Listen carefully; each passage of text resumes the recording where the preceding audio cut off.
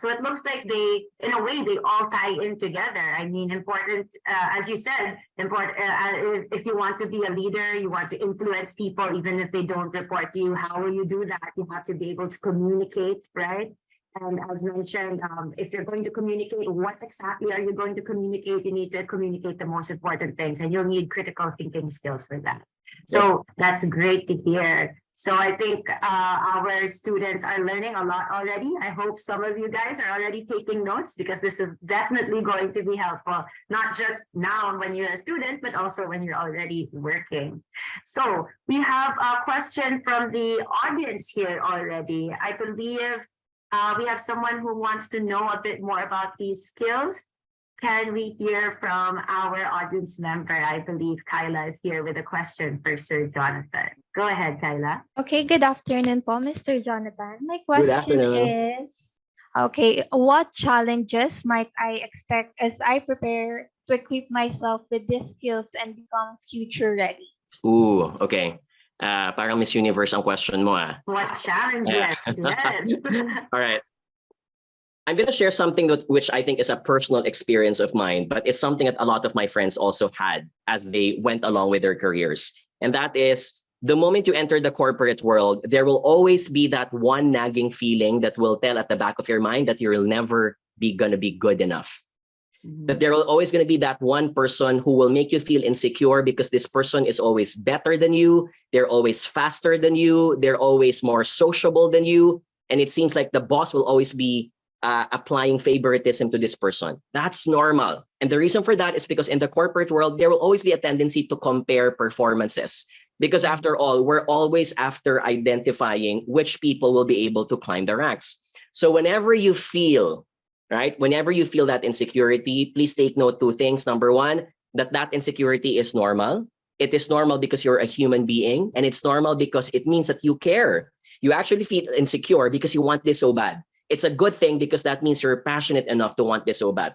But number two, whenever you feel that you're being competitive with another person at work, please transform that competition into inspiration. And that is to always tell to yourself, gosh, that person knew how to do VLOOKUP on Excel in just a matter of days. I still don't know how to do it. Rather than feeling intimidated, tell to yourself, I want to be like that person, right? If he was able to do it, what are the steps that he did so that he was able to get it done in just a matter of hours or days, right? So convert that competitive spirit into healthy competition and eventually into inspiration as well. I think the best way is to always ask yourself, what is it that this person has that I don't? And what can I do to be able to get those skills and get those personalities and traits so I can be that person and eventually create a new version that is truly an authentic version of me? Because at the end of the day, I also don't want you to become a copycat of someone else, right? You have to find your own identity also. So I need to say this because I think the generation these days, when you are so much exposed into social media like TikTok, the tendency is to always end up comparing yourself. This person has something and I don't, and therefore I'm less of a person already. Oh, this person is able to get X, Y, and Z, and I still don't. Is there something that's wrong with me? And sometimes we fail to realize, no, there's nothing wrong with you. It's just what we call as life. Some people have something more, and some people have something that's less. And that unfairness in life is what it makes it more exciting. The goal is, despite that unfairness, what can you do to make yourself, jump and soar higher in life? So there.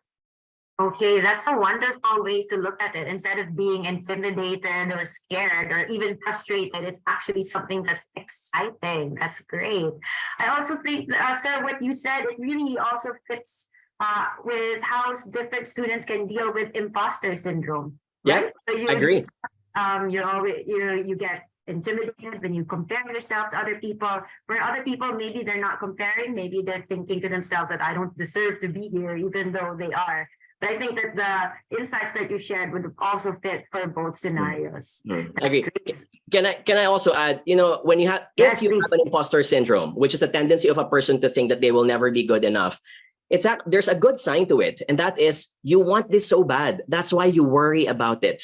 And that means the passion still exists. when you stop worrying and when you stop caring for it, it means that it's not something that you want anymore, right? Or you might need to divert your attention to something else that inspires you and makes you happy in life.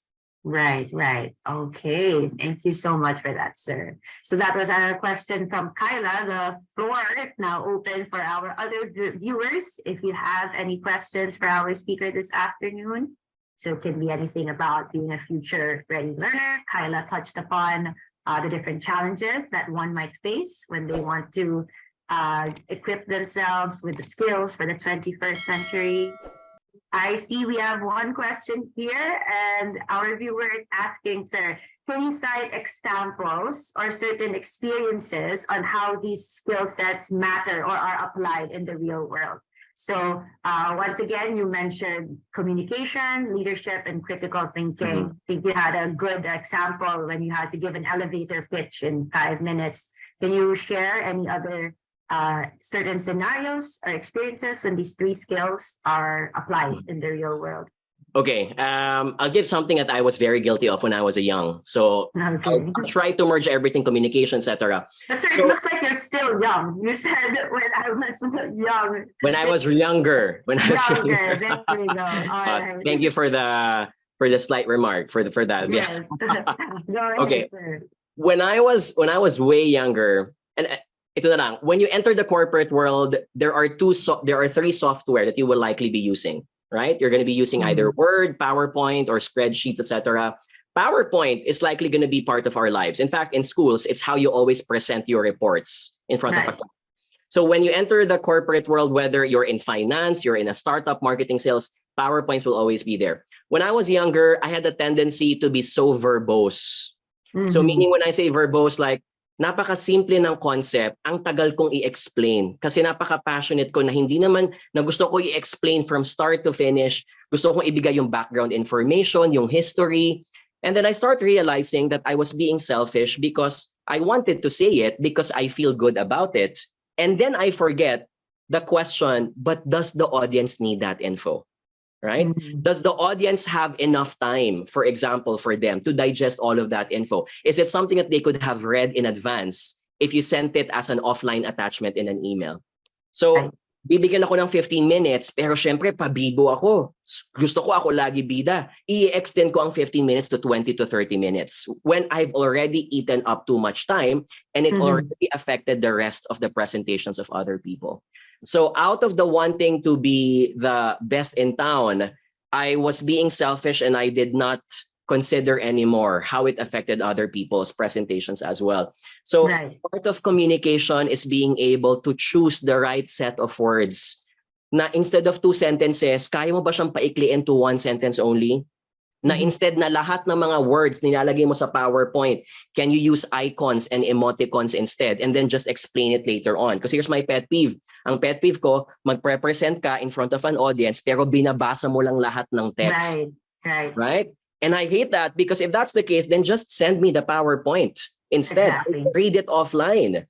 I think when you're young and when you're a fresh graduate, you have a tendency to do that too often because the more you mature in the corporate world, less text is always going to be better, right? Less text and more visuals instead. So that, unfortunately, is not always polished in schools, right? It's not always, there is no specific course, right? Unless meron kayong elective that your school provides. There's no specific course on how to polish your ability to present. And yet, almost every day in our corporate lives, we do presentations. When you enter sales, diba? Pag magbebenta ka kunwari, whether it's an insurance, real estate, you present. Ikaw gagawa ng slides, you manage the audience. Unfortunately, those things aren't managed also in school. So you need to improve your ability in this part. Right.